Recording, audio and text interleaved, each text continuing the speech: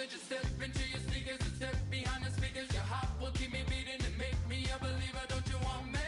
Don't you want me? I need some mercy on my soul right now. Give me what you got. Oh, oh, oh.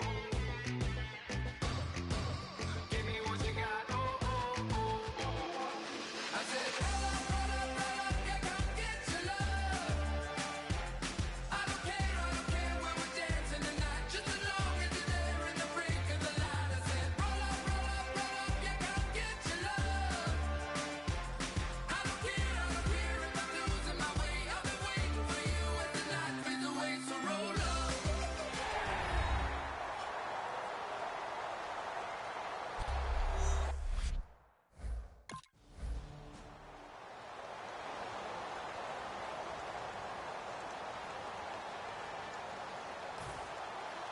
So a tie ball game here as the kick's away.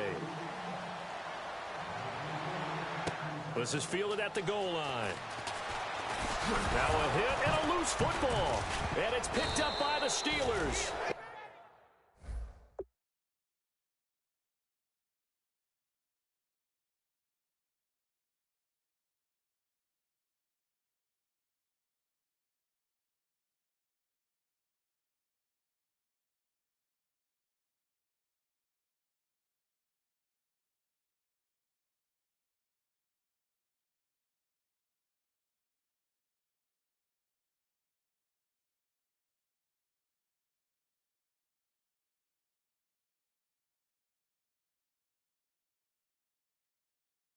And his guys are going to get the football at the 23-yard line. And a great spot to start this drive from here.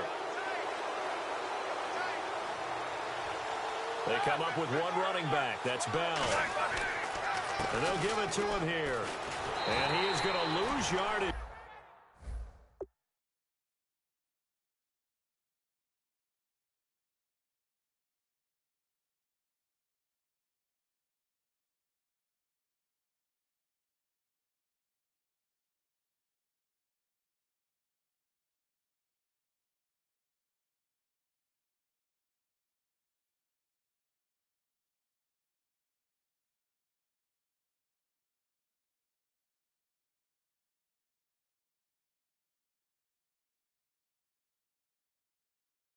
Here. And when you're trying to set up a counter play, it's what a lot of people call an influence play. You're really hoping those defensive linemen are really agile that day. If they stayed out late the night before the game and they're not moving as fast, it's a lousy call because that means they're just going to sit in the hole that you hope to create just by the movement of your offensive line. And there they got the ball to the outer third. And it's caught. It's a touchdown. And we'll have to check the flag, but I think this one's going to stand.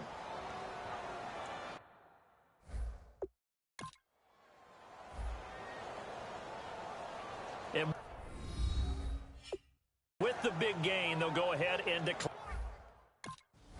So they've had two drives, and he's had the two receiving touchdowns. And how about a game plan where you decide to force feed or feature someone, and it works? First two drives, as you noted, end up in touchdown passes. I think they're going to keep going to them until the defense makes any kind of an adjustment.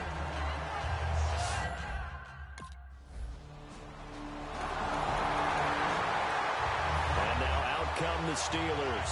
And they'll just simply be looking to build off the confidence of the last time out where they scored a touchdown. And confidence is powerful, isn't it? When you've scored once, you feel like you can go back out there and get it done again. Doesn't matter what the defense throws at them. They feel like they're in a groove right now, and they want to get out there and show it. Yeah, hoping to stay in that groove here this go-around. I go all the way back to college with Le'Veon Bell. One of the better body transformations I've seen, from a big, thick power back to the guy we see now who can do everything. And 2 years ago, of course, last year the injury, but 2 years ago over 1,300 yards. I think they think he can top that this year. I don't think there's any question about it. Wheaton with a catch right side. A minute 57 to go in this first half. Back to FedEx Field following this short break. A reminder, coming up at this and every halftime this season, we'll be checking in with Larry Ridley in Orlando for highlights and analysis of our first half. LR, that's my man. That's your guy. It'll be a pickup of 10 yards. And that'll bring up a second in just about a few inches here. And that's one of his advantages of a passer, is it not? With his height, setting back there in the pocket, firing it over the middle, he can really see everything clearly. It is, and I know that other quarterbacks get it done different ways, all right? You don't have to be his height to make a great play. But what he does is he takes away having to make those slide steps in the pocket to find angles to throw the ball through. He just throws right over the top of it because he can see everything, and sometimes that saves time and gets the ball to a receiver quicker. And a good quarterback facing zone coverage, if he has just a little bit of time to survey the scene, that's what's going to happen. No doubt about it. If there's no pressure, he's going to continue to pick them apart because he'll have all that time to find. Trying to get it to Wheaton, and it's intercepted. A great read, and it's picked off. And he...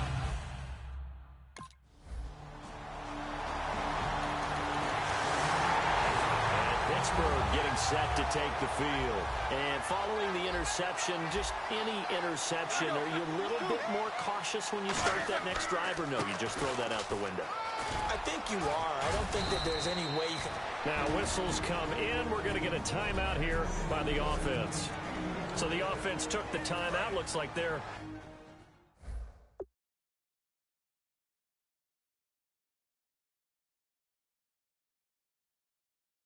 ready to go as we get set to resume the action.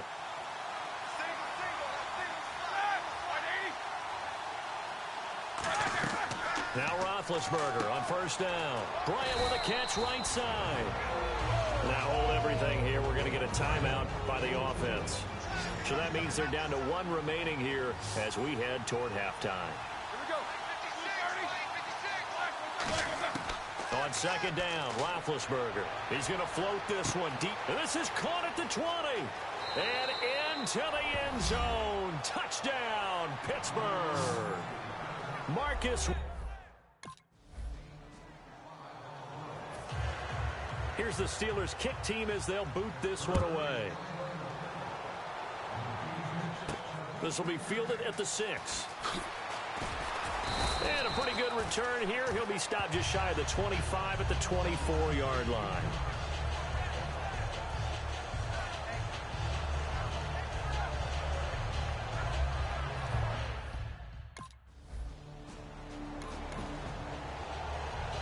The Steeler offense now with a football first here to begin the third quarter. They have the lead. Now they'll be looking to extend that lead.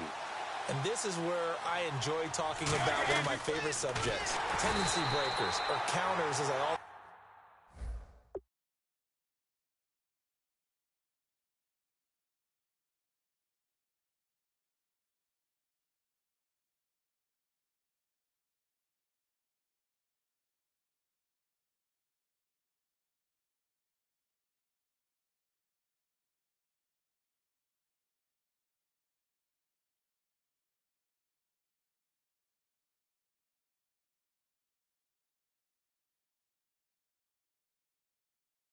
like to call them.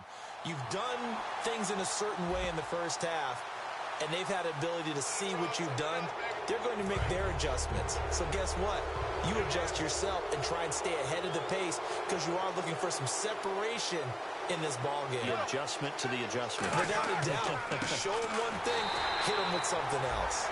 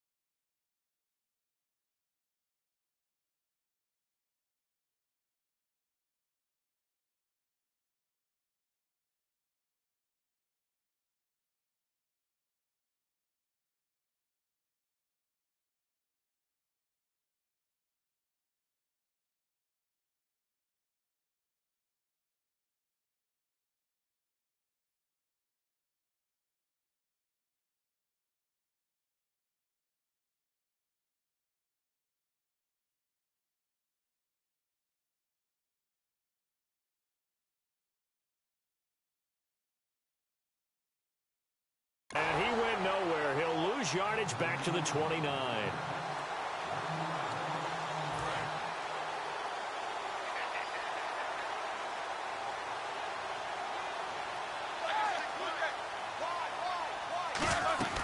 They'll go again with Bell. And he's going to get hit at the line of scrimmage and driven backwards.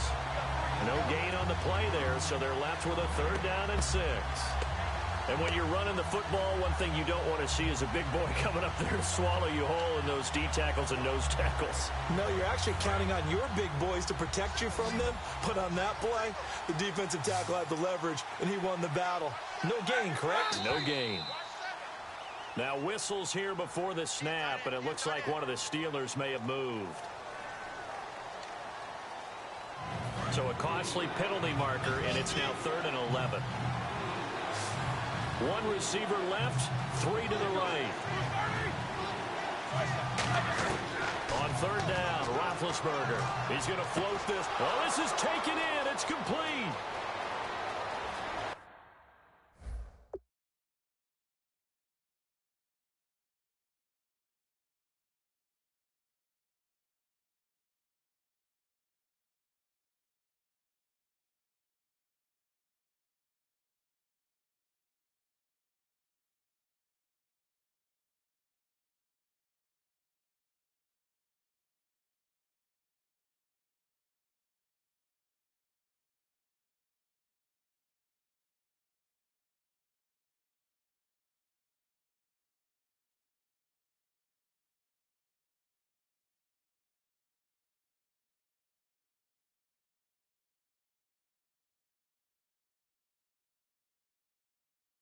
And into the end zone. Touchdown, Pittsburgh.